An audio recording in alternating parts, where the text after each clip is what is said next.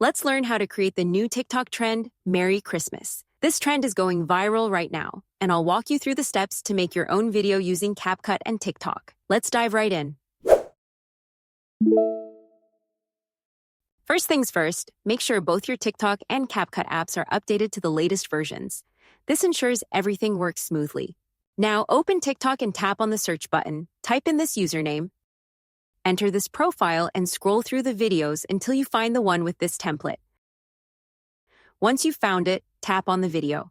Now here, tap on the Try This Template button. On the new page, tap on Use Template in CapCut. This will automatically open CapCut. In CapCut, you'll see a button that says Use Template. Tap on it and then choose the photos and videos you want to include from your gallery. Once you've selected everything, you'll get a preview of how it looks with the template. You can also do some editing if you want. And if you're happy with how it looks, tap on Export to finalize your video. You'll be asked to choose a resolution Go for the highest quality for the best results. After exporting, you can save the video directly to your device. This way, you can upload it to TikTok whenever you're ready. And that's it. Now you have your own Merry Christmas video ready to go. If you found this tutorial helpful, don't forget to give it a thumbs up.